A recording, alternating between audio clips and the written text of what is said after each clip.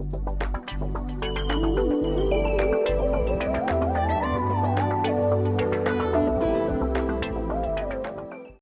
selamat berjumpa kembali dalam sesi ketiga, Operation and Service Management. Pada kesempatan kali ini kita akan membahas topik kita yaitu manajemen proyek. Nah, topik kali ini topik yang sangat menarik ya untuk kita pelajari karena merupakan sebuah topik yang sangat penting. Bagaimana kita mempelajari untuk mengelola sebuah proyek yang akan sering kita jumpai ya dalam beberapa pekerjaan kita. Saya memiliki sebuah perusahaan ya yang saya angkat di sini sebagai salah satu contoh company yaitu Bechtel Project ya. Nah, Bechtel Project ini umur company-nya udah hampir 100 tahun ya. Yang dia lakukan adalah memiliki banyak proyek-proyek luar biasa, proyek tingkat dunia ini ya. Dia buat proyek di banyak sekali benua, ada di London, Rusia, Dubai ya, terus di mana lagi nih, dan banyak negara-negara gitu ya. Nilai proyeknya Anda bisa lihat $1 billion, 1,2 billion US dollar, 4,6 billion US dollar. Ini sungguh luar biasa ya. Nih, ada di West Indies, Greece, Thailand, Kroasia. Nah, dia berhasil dan sampai sekarang dia termasuk salah satu perusahaan yang dunia ya, levelnya dunia.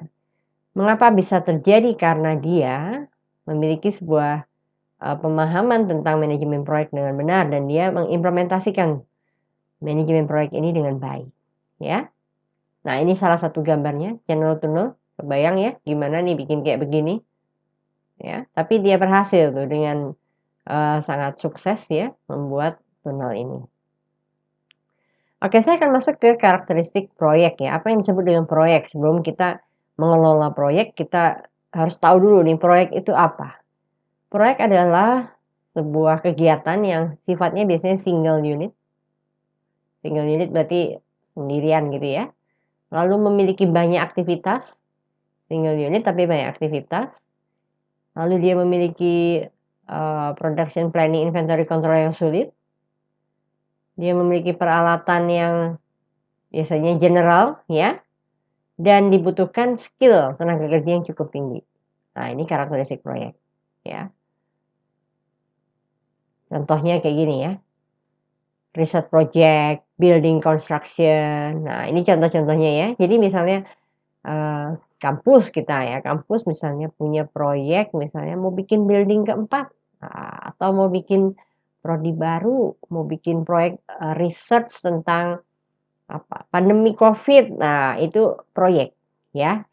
Sesuatu yang single unit terpisah dari kegiatan reguler, namun demikian dia aktivitasnya berkaitan satu dengan yang lain dan cukup rumit ya. Nah, proyek ini meliputi 3 fase yang akan kita pelajari satu persatu ya nanti ya.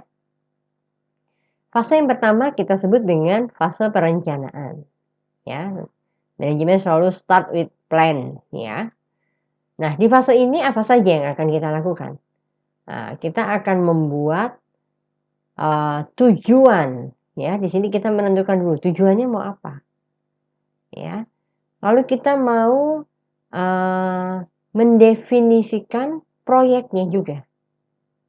Ya, lalu juga buat organisasi.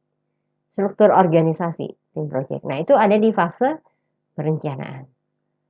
Jadi biasanya meskipun regulasi atau kegiatan reguler tetap berjalan gitu ya. Saat ada proyek kita bisa pilih-pilih nih anggota dari anggota organisasi yang ada ya. Misalnya kayak kampus nih, someday kita mau bikin building keempat gitu ya. Maka saya meskipun secara reguler saya adalah dosen di manajemen, mungkin bisa saya nanti ditunjuk sebagai salah satu misalnya perencana keuangannya untuk proyek itu. Nah, itu membangun tim ya. Goal setting tentukan dengan jelas.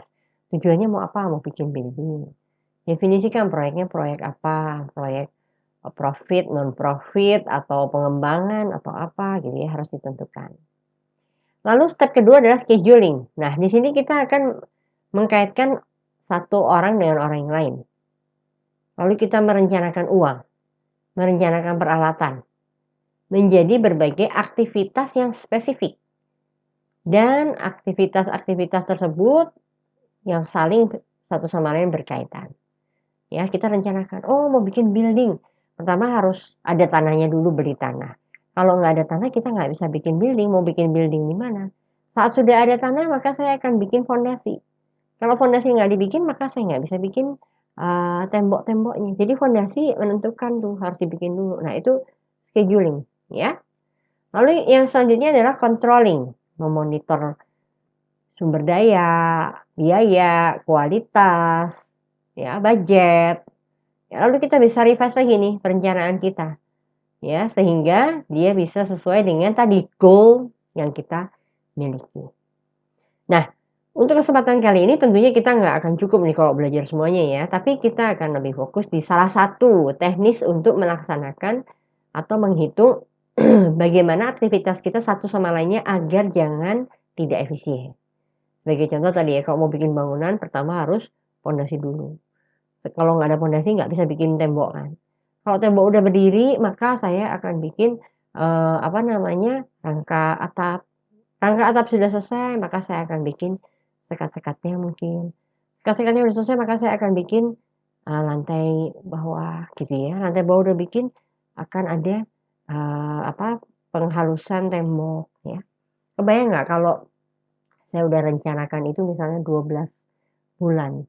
Tapi ternyata bikin pondasi ada ketinggalan karena inventory nggak benar, karena tenaga kerja tidak ahli, karena dan lain sebagainya. Maka dia mundur, pondasinya mundur sebulan. Akhirnya apa? Proyek itu akan mundur sebulan.